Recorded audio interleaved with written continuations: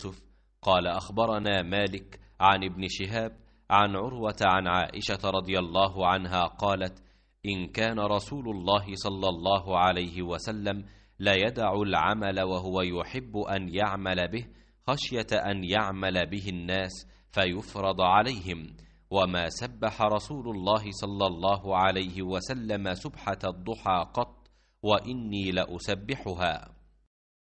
इमाम मालिक ने इब्न शहाब ज़ाहरी से बयान किया, उनसे उर्वा ने, उनसे आयशा रदी अल्लाह अन्हा ने फरमाया कि रसूलुल्लाह सल्लल्लाहु अलैहि वसल्लम एक काम को छोड़ देते और आप सल्लल्लाहु अलैहि वसल्लम को उसका करना पसंद होता। इस ख्याल से तर्क कर देते कि दूसरे सहाबा भी इस पर आप सल्लल्लाहु अलैहि वसल्लम को देखकर अमल शुरू कर दें और इस तरह वो काम उन पर फ़र्ज़ हो जाए। चुनांचा रसूलुल्लाह सल्लल्लाहु अलैहि वसल्लम ने चाश्त की नमाज कभी नहीं पढ़ी, लेकिन मैं पढ़ती हूँ। सही बुखारी हदीस नंबर 1128।